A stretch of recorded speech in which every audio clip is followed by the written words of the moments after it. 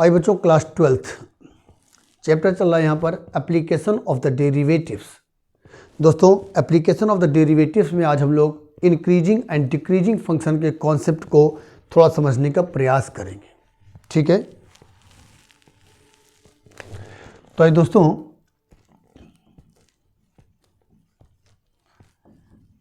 Increasing and decreasing function,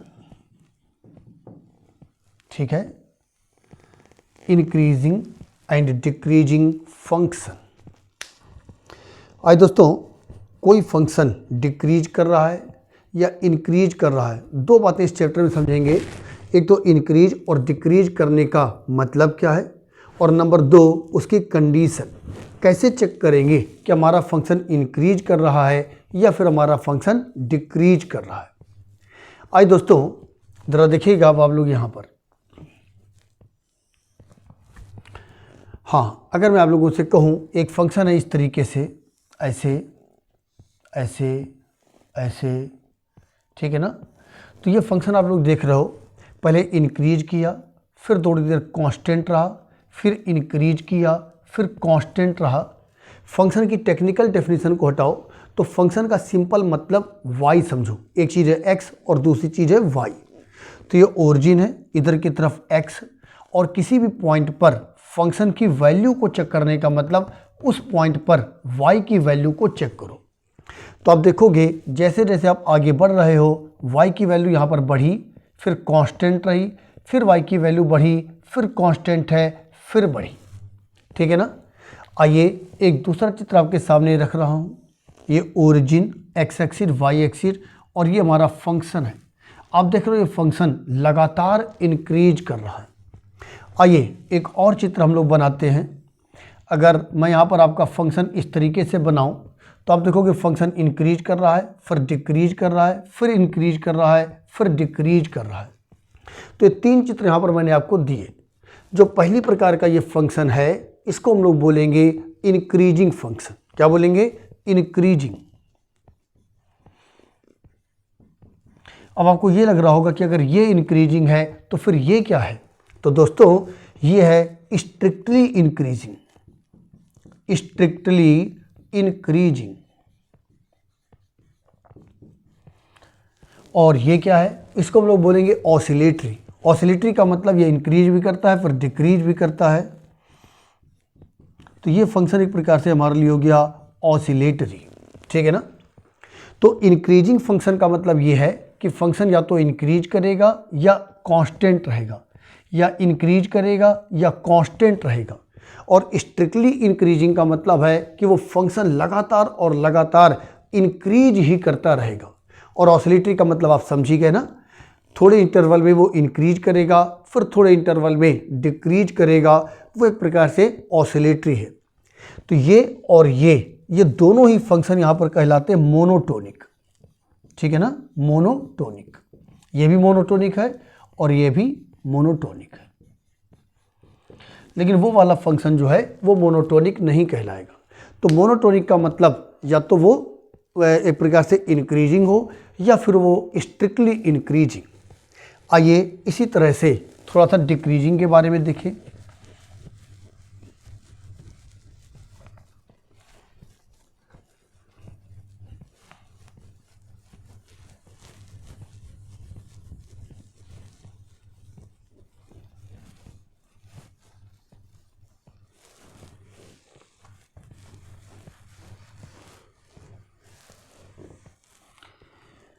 हाँ दोस्तों, ये हमारा पहला फिगर देखिएगा।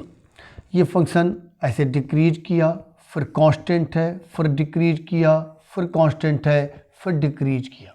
ठीक है ना। इसी तरह से हमने एक दूसरा फिगर लिया। यहाँ पर हम देख रहे हैं कि हमारा फंक्शन लगातार डिक्रीज कर रहा है। और ये तीसरा फंक्शन तो खैर वही हो जाएगा ऑसिलेटरी। ठीक है ना, यह ऑसिलेटरी हो गया। तो ये वाला फंक्शन जो थोड़ी देर डिक्रीज किया फिर कांस्टेंट रहा, कांस्टेंट का मतलब y की वैल्यू सब जगह पर सेम है ना, फिर डिक्रीज किया फिर कांस्टेंट रहा, इसको हम लोग बोलेंगे डिक्रीजिंग फंक्शन। और इसको क्या बोलेंगे, आप लोग समझ रहे होगे, इसको हम लोग बोलेंगे स्ट्रिक्टली डिक्रीजिंग, और वो वही है ऑसिलेटरी।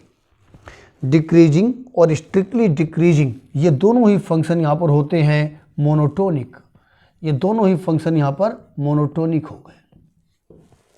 तो दोस्तों अगर देखा जाए तो मोनोटोनिक फंक्शन में 4 कंडीशन हो गई, इंक्रीजिंग, स्ट्रिक्टली इंक्रीजिंग, डिक्रीजिंग और स्ट्रिक्टली डिक्रीजिंग।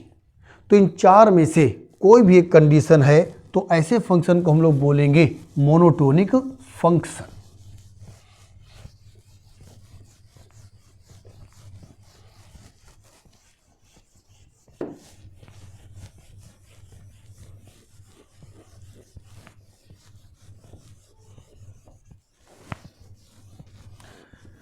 आइए थोड़ा सा शब्दों का हेरफेर करते हुए इसी बात को एक बार हम लोग फिर से समझ लें, ठीक है ना। थोड़ा शब्दों का हेरफेर करते हुए लगभग यही बात एक बार हम लोग फिर से समझ लें तो और भी क्लियर हो जाए। तो दोस्तों हम लोग यहाँ पर बात कर रहे हैं मोनोटोनिक फंक्शन की। तो मोनोटोनिक फंक्शन का मतलब हो गया उसका नेचर क्लियर होना चाहिए, आइदर इंक्रीजिंग और डिक्रीजिंग, मतलब ऑसिलेटरी नहीं होना चाहिए कि कभी इंक्रीज कर रहा है कभी डिक्रीज कर रहा है, तो ऐसा फंक्शन फिर मोनोटोनिक नहीं कहलाएगा। तो मोनोटोनिक में आप लोगों ने 4 तरह के फंक्शन देखे। पहली प्रकार का फंक्शन हमारे लिए कहलाएगा increasing function, increasing monotonic function, ठीक ना। पहली प्रकार का हो गया इंक्रीजिंग मोनोटोनिक फंक्शन। तो इंक्रीजिंग मोनोटोनिक फंक्शन का मतलब हो गया कोई फंक्शन इंक्रीज करता है फिर कांस्टेंट रहता है, फिर इंक्रीज करता है फिर कांस्टेंट रहता है, तो ये एक प्रकार से मोनोटोनिक इंक्रीजिंग फंक्शन है। दोस्तों इसको चेक करने का तरीका क्या होगा, ये ओरिजिन है। जैसे जैसे हम लोग एक्स में आगे की तरफ बढ़ रहे हैं, हम लोग फंक्शन यानी कि y की वैल्यू को जब चेक करते हैं तो आप देखोगे किसी भी एक इंटरवल यानी कि किसी भी एक डोमेन में हम लोग चेक कर रहे हैं, ठीक है ना। तो कोई एक डोमेन जैसे कि D है, तो अगर x1 और x2 कोई 2 पॉइंट हैं जो बिलोंग कर रहे हैं उस डोमेन को, यानी कि उस इंटरवल को, जिस इंटरवल में हम लोग अपने इस फंक्शन का नेचर चेक कर रहे हैं, तो आप लोग ये कहोगे for x2 greater than x1। जैसे यहाँ से लेकर के यहाँ तक ये पूरा इंटरवल है सपोज करो, ठीक है ना। ये यहाँ से लेकर के यहाँ तक ये हम लोगों ने पूरा इंटरवल ले लिया ए से लेकर के बी तक। तो दोस्तों अगर हमारे ये दोनों पॉइंट हमारे इस डोमेन यानी कि इस इंटरवल को बिलोंग कर रहे हैं, तो अगर x2 बड़ा है x1 से, कहने का मतलब x2 बड़ा x1 से यानी कि x2 बाद वाला पॉइंट है, x1 पहले वाला पॉइंट, ठीक है ना। तो आप लोग यहाँ पर देखोगे कि फंक्शन ऑफ x2 की वैल्यू कभी भी फंक्शन ऑफ x1 से कम नहीं होगी, या तो ग्रेटर देन होगी या फिर इक्वल होगी, ठीक है ना।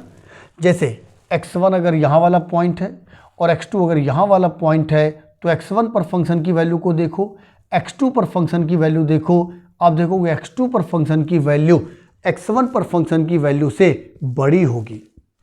या फिर ये पॉइंट मान लो x1 है और यहाँ कहीं पर x2 है, तब भी x2 पर फंक्शन की वैल्यू x1 पर फंक्शन की वैल्यू से बड़ी होगी।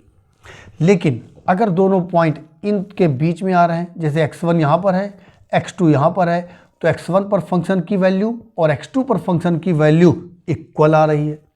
तो कुल मिलाकर के अगर हमारा फंक्शन इंक्रीजिंग है, तो अगर x2 बड़ा है x1 से यानी कि x2 बाद में है x1 पहले है, तो फंक्शन ऑफ x2 की वैल्यू हमेशा फंक्शन ऑफ x1 की वैल्यू के इक्वल या उससे बड़ी होगी, ठीक है दोस्तों।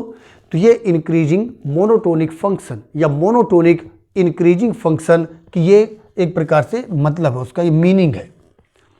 अब ये कंडीशन नहीं आई है, अब ये डेफिनीशन है, यानी कि मोनोटोनिक इंक्रीजिंग फंक्शन की एक प्रकार से डेफिनीशन, ये इसका मतलब है, ठीक है ना।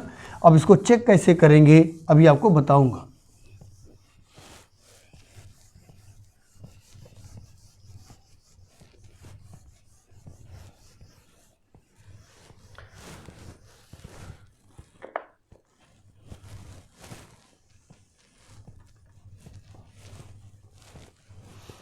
दोस्तों मोनोटोनिक फंक्शन में नंबर 2, अगर हम आप लोगों से कहें monotonic strictly increasing function, monotonic strictly increasing function, तो यहाँ पर क्या होगा, यहाँ पर आप देखोगे तो हमारा फंक्शन लगातार और लगातार इंक्रीज ही करता जाएगा। इसका मतलब ये हो गया कि अगर यहाँ पर x2 की वैल्यू बड़ी है x1 से, तो फंक्शन ऑफ x2 की वैल्यू हमेशा फंक्शन ऑफ x1 की वैल्यू से बड़ी होगी। खूब आराम से आप इसको ठीक से समझ लीजिएगा, ठीक है ना। अगर x2 बाद में है, x1 पहले है, जैसे x1 ये पॉइंट है, x2 ये पॉइंट है, तो x2 पर फंक्शन की वैल्यू x1 पर फंक्शन की वैल्यू से हमेशा ज़्यादा होगी। फंक्शन की वैल्यू का मतलब y की वैल्यू, ठीक है ना, यानी कि x2 पर y की वैल्यू x1 पर y की वैल्यू से बड़ी होगी। तो दोस्तों ये हो गया मोनोटोनिक स्ट्रिक्टली इंक्रीजिंग फंक्शन, ठीक है ना।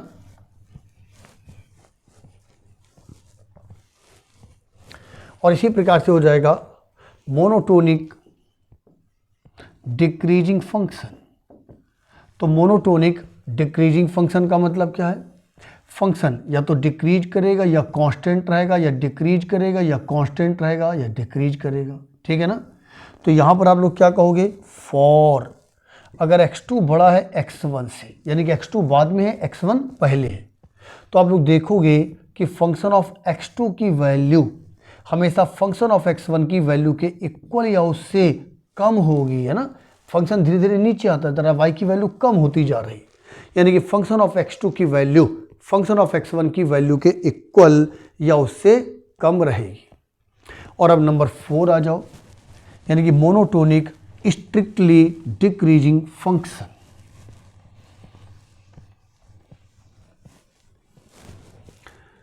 Number 4 monotonic strictly decreasing function. तो मोनोटोनिक स्ट्रिक्टली डिक्रीजिंग फंक्शन, ये देखो कोई एक फंक्शन है जो लगातार डिक्रीज कर रहा है। इसका मतलब ये हो गया कि यहाँ पर अगर x2 बड़ा है x1 से, तो फंक्शन ऑफ x2 की वैल्यू फंक्शन ऑफ x1 की वैल्यू से कम होगी, कम ही होगी, इक्वल भी नहीं हो सकती, ठीक है ना। तो ये हो गया मोनोटोनिक स्ट्रिक्टली डिक्रीजिंग फंक्शन। तो मोनोटोनिक फंक्शन का मतलब उसका नेचर क्लियर होगा, आइदर इंक्रीजिंग और डिक्रीजिंग। अब इंक्रीजिंग में भी 2 कैटेगरी हैं, सिंपल इंक्रीजिंग या स्ट्रिक्टली इंक्रीजिंग। डिक्रीजिंग में 2 कैटेगरी हो गई, सिंपल डिक्रीजिंग या फिर स्ट्रिक्टली डिक्रीजिंग। तो इस तरह से मोनोटोनिक फंक्शन में टोटल यहाँ पर 4 कैटेगरीज हो गई। अब दोस्तों हम लोग बात करेंगे कंडीशन की। कहने का मतलब कैसे चेक करते हैं कि कोई फंक्शन इंक्रीजिंग है या कोई फंक्शन डिक्रीजिंग है, ये हम लोग कैसे चेक करेंगे। तो यहाँ पर कंडीशन को चेक करने का जो हम लोग मेथड सीखने जा रहे हैं वो है फर्स्ट ऑर्डर डेरिवेटिव, यानी कि हम लोग उसका डिफरेंशिएशन f' की हेल्प से हम ये चेक करेंगे कि हमारा फंक्शन वहाँ पर इंक्रीजिंग है या डिक्रीजिंग है, ठीक है ना। यानी कि क्या कहोगे, to check the nature. Nature का मतलब इंक्रीजिंग और decreasing. To check the nature of the function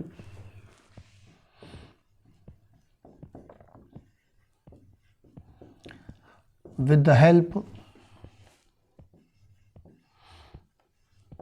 of first order derivative test। First order derivative test कैसे, आइए जरा हम लोग इस बात को थोड़ा सा समझें। दोस्तों जरा देखिएगा, अगर हमारा ये फंक्शन है कोई इस तरीके का, या चलो अच्छा ऐसा दिखाता हूँ, कोई फंक्शन हमारा इस तरीके से है। अब आपसे अगर मैं पूछूं, मान लो मैंने आपसे कहा ये पॉइंट ए है और ये पॉइंट बी है।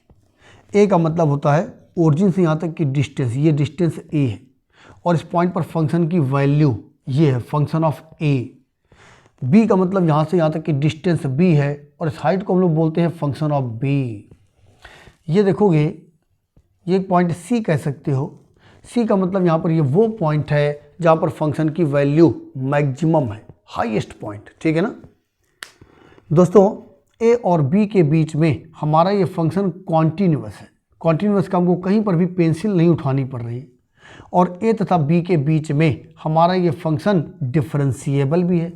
डिफरेंशिएबल का मतलब कहीं पर भी नोक नहीं बन रही है। कहने का मतलब अगर हमारा ये कर्व कहीं पर टर्न ले भी रहा है तो स्मूथली टर्न ले रहा है। अगर कोई कर्व इस तरह से शार्पली टर्न लेता है, नोक बनाता हुआ, तो इन पॉइंट पर हम लोग कहते हैं कि हमारा फंक्शन डिफरेंशिएबल नहीं है। तो ए और बी के बीच में अगर हमारा फंक्शन कॉन्टीन्यूअस भी है और अगर हमारा फंक्शन डिफरेंशिएबल भी है, तब हम लोग यहाँ पर फर्स्ट ऑर्डर डेरिवेटिव टेस्ट को अप्लाई करें तो देखिएगा आप महसूस कर सकते हो ए से सी के बीच में हमारा ये फंक्शन सभी जगहों पर इंक्रीज कर रहा है। यानी कि ए और सी के बीच में ये एक प्रकार से जो दिख रहा है चित्र में, उसके हिसाब से ये मोनोटोनिक स्ट्रिक्टली इंक्रीजिंग है। फिर सी और बी के बीच में अगर देखोगे तो ये फंक्शन डिक्रीज कर रहा है। यानी कि यहाँ पर हमारा ये फंक्शन मोनोटोनिक स्ट्रिक्टली डिक्रीजिंग है। अब इसको फर्स्ट ऑर्डर डेरिवेटिव की हेल्प से कैसे चेक करते हैं वो सुनो। दोस्तों आप dy अपॉन डी एक्स कहो या एफ डैश एक्स कहो, या इसी को हम लोग m से रिप्रेजेंट कर देते हैं, ठीक है ना, या इसी को हम लोग टेन थीटा कह देते हैं। सब बातों का मतलब एक ही है। या इसी, हाँ ठीक है, सब बातों का मतलब एक ही है। या इसी को कभी कभी जैसे y डैश भी लिखा देखोगे, ठीक है ना, या y1 भी लिखा देखोगे, ऐसे भी ये सब बातें एक ही है। खैर, कहने का मतलब हो गया, डेरिवेटिव का मतलब होता है फंक्शन में किसी भी पॉइंट पर उसका जो स्लोप होगा, उसकी जो टेंजेंट होगी, उसका स्लोप, उसी को हम लोग बोलते हैं dy अपॉन डी एक्स, यानी कि एफ डैश एक्स। दोस्तों अगर मैं आपसे पूछूं इस पॉइंट पर बताइए हमारा फंक्शन इंक्रीज कर रहा है या डिक्रीज कर रहा है, तो आप कहोगे भाई इस पॉइंट पर हमने जब इसका देखा तो ये फंक्शन इंक्रीज कर रहा है। किसी पॉइंट पर चेक करने का मतलब होता है उस पॉइंट के नेबरहुड में चेक करना। नेबरहुड का मतलब उस पॉइंट का थोड़ा सा लेफ्ट हैंड साइड और थोड़ा सा राइट हैंड साइड में आप इस फंक्शन के नेचर को चेक करोगे। तो दोस्तों जरा एक चीज़ देखिएगा, अगर लोग इस पॉइंट पर टेंजेंट ड्रॉ करें ऐसे, ये देखो, तो ए से लेकर के सी के बीच आप कहीं पर भी टेंजेंट ड्रॉ करके देख लो, ये जो टेंजेंट है उसका एक्स एक्सिस के साथ बनाया गया एंगल जब आप चेक करोगे तो आप पाओगे कि ये एंगल 90 डिग्री से कम है। और अगर एंगल 90 डिग्री से कम है तो tan थीटा की वैल्यू यहाँ पर पॉजिटिव होगी। तो यहाँ से एक शर्त बनी, यहाँ से एक कंडीशन बनी कि अगर किसी पॉइंट पर उसका स्लोप ऑफ द टेंजेंट अगर पॉजिटिव है तो इसका मतलब हो जाएगा, यानी कि उसका डेरिवेटिव अगर वहाँ पर पॉजिटिव है तो इसका मतलब उस पॉइंट पर हमारा फंक्शन इंक्रीज कर रहा होगा। इसी तरह से अगर यहाँ पर हम देखें, बताइए यहाँ पर फंक्शन इंक्रीज कर रहा है या डिक्रीज कर रहा है। कई बार बच्चे मैंने देखा कंफ्यूज होते हैं, कहते हैं हमारे साहब इधर इंक्रीज कर रहा है इधर डिक्रीज कर रहा है। ऐसे नहीं बताते, आप हमेशा ऐसे देखोगे, आगे बढ़ो और आगे बढ़ने पर देखो फंक्शन का नेचर क्या है। तो जब आप आगे बढ़ रहे हो तो ये फंक्शन नीचे आ रहा है, यानी कि आप लोग ये कहोगे कि इस पॉइंट पर हमारा ये फंक्शन डिक्रीज कर रहा है, इस पॉइंट पर हमारा फंक्शन डिक्रीज कर रहा है। और अगर आप यहाँ पर टेंजेंट ड्रॉ करोगे, ये देखो, तो आप देखोगे इस टेंजेंट का एक्स एक्सिस के पॉजिटिव डायरेक्शन के साथ बनाया गया एंगल 90 से ज़्यादा है। और अगर एंगल 90 से ज़्यादा है तो tan थीटा की वैल्यू होगी नेगेटिव। तो बस इस बात को अच्छी तरह से समझ लो, किसी भी पॉइंट पर स्लोप ऑफ द टेंजेंट यानी कि एफ डैश एक्स की वैल्यू अगर पॉजिटिव है तो इसका मतलब उस पॉइंट पर हमारा फंक्शन इंक्रीज कर रहा है। और अगर किसी पॉइंट पर स्लोप ऑफ द टेंजेंट यानी कि एफ डैश एक्स की वैल्यू निगेटिव है तो इसका मतलब हमारा फंक्शन वहाँ पर डिक्रीज कर रहा है। ठीक है ना, क्या कहोगे? तो दो बातें हम लोगों ने यहाँ पर पढ़ी, आइए उनको हम लिख दें जरा यहाँ पर। अब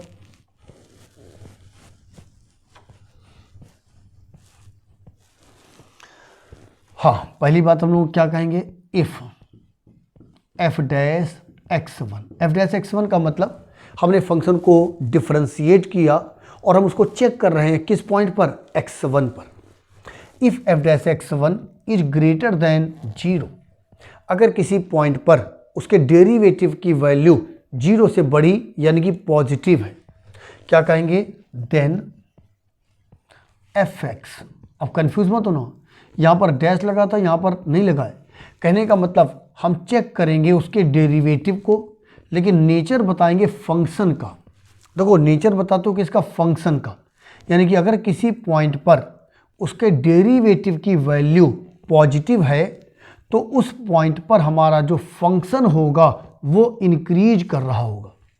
if F dash x1 is greater than 0 then fx increases in neighbourhood, NBD लिख देते हैं, neighbourhood of x1। Neighbourhood of x1 का मतलब x1 के थोड़ा सा लेफ्ट में आ जाओ, थोड़ा सा राइट में, यानी कि उतने पार्ट में हमारा जो फंक्शन होगा वो वहाँ पर इंक्रीज कर रहा होगा। इसी प्रकार से पॉइंट नंबर 2 आ जाओ। इफ एफ डैश, चलो इसको हमने पॉइंट बदल दिया, x2 कह दिया।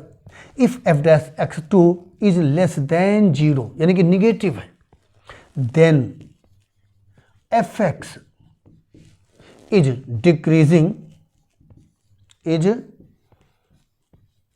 Decreasing in neighbourhood of x2। Neighbourhood of x2 का मतलब x2 का बहुत थोड़ा सा हिस्सा लेफ्ट में और थोड़ा सा हिस्सा राइट में, उतने पार्ट में हमारा ये फंक्शन कहा जाएगा कि वहाँ पर डिक्रीज कर रहा है। तो दोस्तों ये बात समझ में आई आपको। अगर किसी पॉइंट पर उसका डिफरेंशिएशन करने पर जो एफ डैश एक्स आया या dy/dx कह लो ना, अगर किसी पॉइंट पर उसके डेरिवेटिव की वैल्यू पॉजिटिव है तो उस पॉइंट पर हमारा फंक्शन इंक्रीज कर रहा होता है, और अगर किसी पॉइंट पर फंक्शन के डेरिवेटिव की वैल्यू निगेटिव है तो इसका मतलब उस पॉइंट पर हमारा फंक्शन डिक्रीज कर रहा होता है। ओके। और दोस्तों ये तो बात हुई पॉइंट की, यही बात आप लोग इंटरवल में भी चेक कर सकते हो। अगर हम आपको एक इंटरवल बताएं और कहें भाई इस पूरे इंटरवल में एफ डैश एक्स पॉजिटिव है तो इसका मतलब उस पूरे इंटरवल में हमारा फंक्शन इंक्रीज कर रहा है। इसी तरह से अगर आपको कोई इंटरवल बताया जाए, कहा जाए इस पूरे इंटरवल में एफ डैश एक्स निगेटिव है तो इसका मतलब उस पूरे इंटरवल में हमारा फंक्शन डिक्रीज कर रहा होगा। जैसे यहाँ पर ए से लेकर के सी, इस पूरे इंटरवल में आप देख लोगे कि एफ डैश एक्स आपका पॉजिटिव होगा, इसका मतलब इस पूरे इंटरवल में हमारा फंक्शन इंक्रीज कर रहा है। इसी तरह से सी से लेकर के बी तक, इस पूरे इंटरवल में आप देखोगे एफ डैश एक्स निगेटिव आएगा, अर्थात इस पूरे इंटरवल में हमारा फंक्शन डिक्रीज कर रहा है। और यहीं पर आपको एक बात दिखाऊं, पॉइंट सी का अगर हम लोग नेचर चेक करें, पॉइंट सी पर अगर आप टेंजेंट ड्रॉ करोगे तो ये बिल्कुल एक्स एक्सिस के पैरेलल आएगी, अर्थात एक्स एक्सिस के साथ बनाया गया एंगल 0 होगा और tan 0 की वैल्यू 0। कहने का मतलब यहाँ पर अगर हम लोग पॉइंट सी पर एफ डैश सी को चेक करें तो वो 0 आ रहा है। तो अगर किसी पॉइंट पर फंक्शन का डेरिवेटिव 0 है तो इसका मतलब उस पॉइंट पर आकर के फंक्शन फ्लैट हो गया है, यानी कि वहाँ पर जो टेंजेंट ड्रॉ की जाएगी वो एक्स एक्सिस के पैरेलल होगी। यानी कि आप ये भी कह सकते हो कि ऐसे जो पॉइंट होते हैं उनके इधर और उधर फंक्शन का नेचर अक्सर बदलता है। कुछ विशेष पॉइंट हैं, कुछ अपवाद हैं, एक प्रकार से एक्सेप्शनल केसेज हैं, वहाँ पर ऐसा नहीं भी होता है। लेकिन नॉर्मली आप ये मान करके चलो कि जहाँ पर एफ डैश सी बराबर 0 है, यानी कि जिस पॉइंट पर उसके डेरिवेटिव की वैल्यू 0 है, उसके एक तरफ फंक्शन इंक्रीज कर रहा है तो दूसरी तरफ डिक्रीज कर रहा होगा, ज़्यादातर ऐसा होगा। ठीक है बच्चों, तो इस तरह से हम लोगों ने, अच्छा अभी आप लोग थ्योरी पढ़ते चलो, फिर हम लोग क्वेश्चंस लगाएंगे यानी कि प्रैक्टिस करेंगे, और जब हम लोग प्रैक्टिस करेंगे कुछ क्वेश्चंस करेंगे तब हमारा ये कॉन्सेप्ट और भी क्लियर होगा। पढ़ने का तरीका क्या होता है, पहले कॉन्सेप्ट पढ़ो, फिर क्वेश्चन लगाओ, और क्वेश्चन लगाने के बाद फिर कॉन्सेप्ट पढ़ो, क्योंकि क्वेश्चन लगाने के बाद फिर जब दोबारा कॉन्सेप्ट पढ़ोगे तब आपको कॉन्सेप्ट और भी क्लियर हो जाएगा, क्योंकि तब आप प्रैक्टिकल कर चुके होंगे। ठीक है ना। तो ये पढ़ने का तरीका होगा, कॉन्सेप्ट फिर प्रैक्टिस और फिर कॉन्सेप्ट, और फिर थोड़ी सी प्रैक्टिस और करो, है ना। तो इस तरीके से हमारा जो टॉपिक होता है वो बहुत ही फिर स्ट्रांग हो जाता है, मजबूत हो जाते हैं हम उसमें।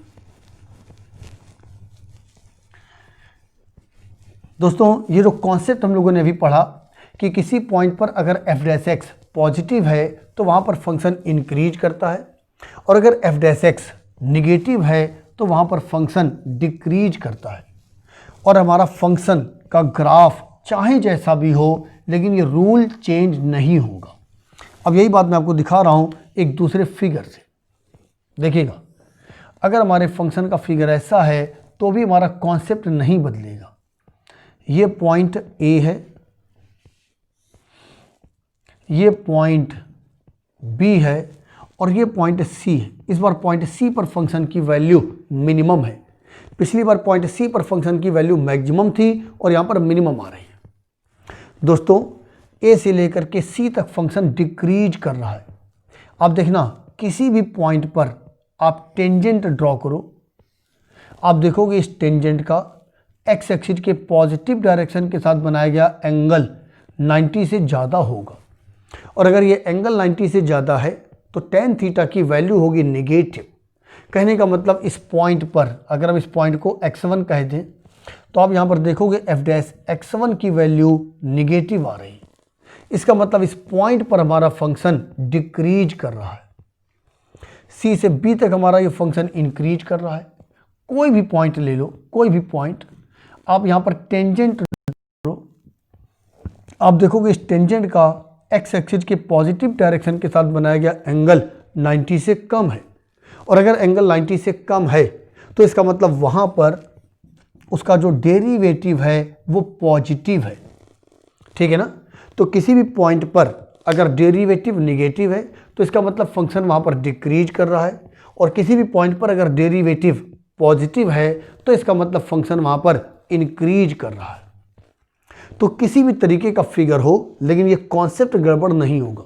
अगर डेरिवेटिव किसी पॉइंट पर निगेटिव है तो इसका मतलब फंक्शन वहाँ पर डिक्रीज कर रहा होता है, डिक्रीजिंग, और जिस पॉइंट पर डेरिवेटिव पॉजिटिव होगा वहाँ पर फंक्शन होगा इंक्रीजिंग। ठीक है ना। किसी पॉइंट पर जब चेक करते हैं तो पॉइंट का मतलब उस पॉइंट का नेबरहुड, थोड़ा सा हिस्सा इधर थोड़ा सा हिस्सा उधर, और या फिर हम लोग इसी बात को इंटरवल में भी चेक कर सकते हैं ना कि भाई इस पॉइंट से इस पॉइंट तक इस पूरे इंटरवल में हमारा फंक्शन इंक्रीजिंग है या पूरे इंटरवल में हमारा फंक्शन डिक्रीजिंग है। वो डिपेंड करेगा इस बात पर कि उसके डेरिवेटिव का नेचर कैसा है, पॉजिटिव है या फिर निगेटिव है।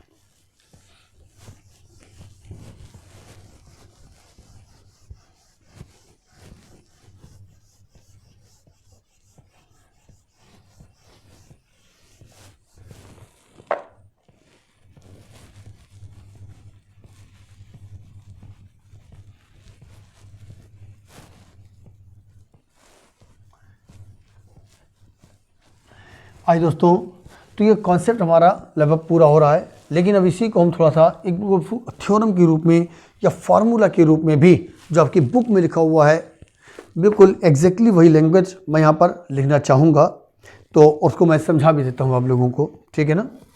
तो आज दोस्तों ये हमारा पहला पॉइंट, दो पॉइंट आपको बता रहा हूँ। फर्स्ट पॉइंट आ जाओ, if a function F is continuous, if the function f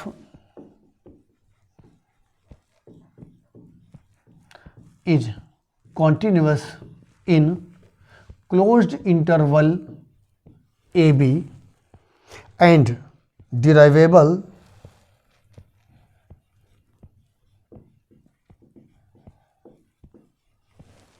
in open interval ab, in open interval ab। तो पॉइंट नंबर 1, अब इससे रिलेटेड देखना पहला पॉइंट, रोमन में हमने लिखा नंबर 1 का। अब यहाँ पर कहा जा रहा है if F dash x is equal to और greater than 0 for all x belonging to open interval A b, then f is increasing f is increasing in closed interval a b। और यहीं पर नंबर 2 आ जाओ, if f dash x is greater than 0 for all x belonging the open interval a b, then f is strictly increasing in a b। और इन दोनों point के बाद एक note, तो नोट बाद में, पहले इतना थोड़ा सा समझा दूं आपको। देखिएगा f डैश x यानी उसके डेरिवेटिव को चेक किया गया। अगर f डैश x, पहले इसको देख लो, अगर f डैश x 0 से बड़ा यानी कि पॉजिटिव है तो वहां पर फंक्शन स्ट्रिक्टली इंक्रीज कर रहा होगा। अच्छा, एक टेक्निकल बात यह है कि हम लोगों ने x को यहां पर ओपन इंटरवल ए बी में चेक किया है, लेकिन यहां पर हम लोगों ने क्लोज्ड इंटरवल ए बी लिखा हुआ है, ठीक है ना। ओपन इंटरवल ए बी और क्लोज्ड इंटरवल ए बी में केवल 2 पॉइंट का डिफरेंस होता है, यहां पर ए और बी शामिल है, यहां पर ए और बी शामिल नहीं है। तो दोस्तों कहने का मतलब हो गया, अगर हमारा फंक्शन ओपन इंटरवल ए और बी के बीच में सभी पॉइंट पर अगर उसके डेरिवेटिव की वैल्यू 0 से बड़ी यानी कि पॉजिटिव है तो कहा जाएगा उस पूरे इंटरवल में हमारा फंक्शन स्ट्रिक्टली इंक्रीजिंग है। बल्कि हम लोग यहाँ पर ए और बी को भी शामिल कर लेंगे, यानी कि एक पॉइंट पर हम लोग कोई दिक्कत नहीं है। वैसे भी मैंने आपसे कहा था अभी नेबरहुड एक शब्द बोला था ना, तो नेबरहुड की वजह से भी आप कह सकते हो कि हमारा पॉइंट ए और पॉइंट बी यहाँ पर इंक्लूड हो जाएगा। या वैसे भी एक नोट लिखेंगे, आप वहाँ से भी इस बात को समझ पाओगे भी। फिर आओ, अब इन दोनों पॉइंट में अंतर क्या है। यहाँ पर मैंने कर दिया है इक्वल टू और ग्रेटर देन 0, यानी कि हमारा जो डेरिवेटिव है वो पॉजिटिव है या फिर 0 है। इस बात को एक चित्र के द्वारा समझाऊं। ये देखो हमारा डेरिवेटिव ऐसे प्रकार से, ये यहाँ से यहाँ तक देखोगे तो फंक्शन लगातार इंक्रीज कर रहा है। इंक्रीज करने का मतलब यहाँ पर f डैश x पॉजिटिव आएगा, लेकिन फिर हमने देखा कि थोड़ी देर बाद ये फंक्शन थोड़ी देर के लिए कांस्टेंट हो गया और इतने इंटरवल में हमारा जो डेरिवेटिव आएगा वो 0 आएगा। अगर हमारा फंक्शन x एक्सिस के पैरेलल है तो आप किसी भी पॉइंट पर टेंजेंट ड्रॉ करोगे तो वो टेंजेंट भी x एक्सिस के पैरेलल आएगी। तो इसका मतलब x एक्सिस के साथ बनाया गया एंगल 0 आएगा और tan 0 की वैल्यू 0 यानी कि डेरिवेटिव वहाँ पर 0 होगा और फंक्शन फिर इंक्रीज करने लगा।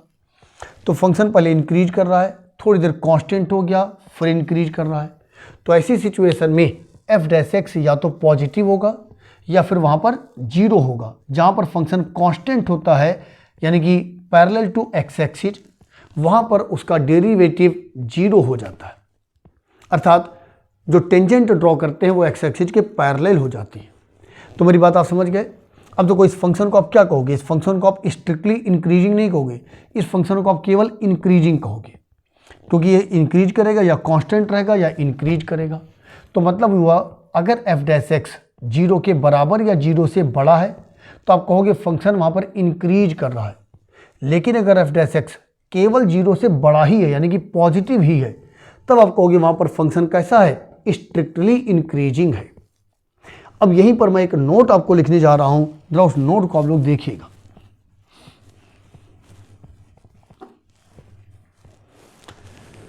हाँ, नोट आइएगा, if f dash x is greater than 0 for all x belonging the open interval AB except for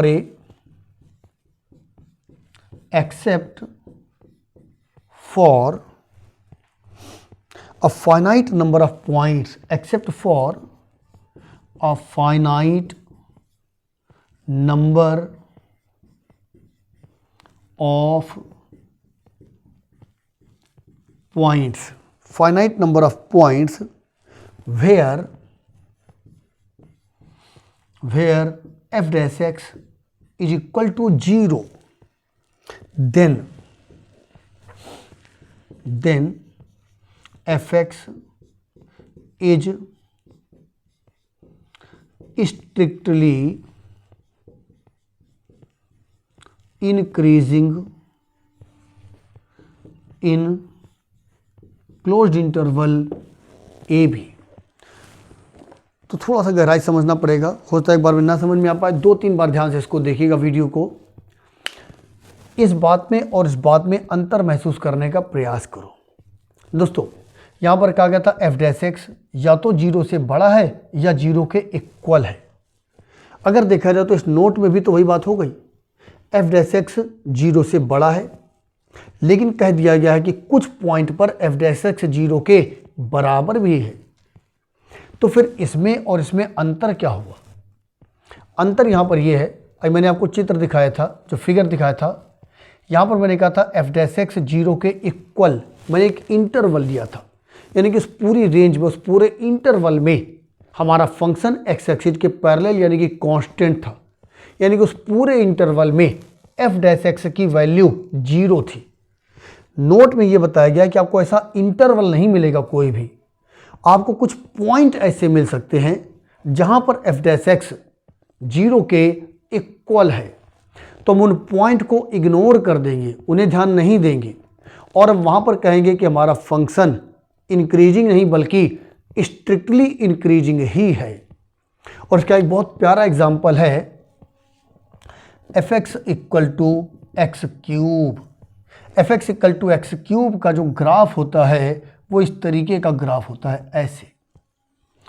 आप देखोगे ये फंक्शन लगातार इंक्रीज कर रहा है, बस ओरिजिन पर एक पर्टिकुलर पॉइंट, ओरिजिन पर ये थोड़ी देर के लिए, बिल्कुल एक पॉइंट, एक क्षण के लिए ये हॉरिजॉन्टल होता है, यानी कि एफ डैश 0 पर उसका जो डेरिवेटिव है, ओरिजिन पर उसका जो डेरिवेटिव है वो 0 है। लेकिन एक पॉइंट पर अगर डेरिवेटिव 0 हो भी गया है तो हम कोई एतराज़ नहीं, हमको कोई दिक्कत नहीं है, हम अब भी इस फंक्शन को स्ट्रिक्टली इंक्रीजिंग ही कहेंगे।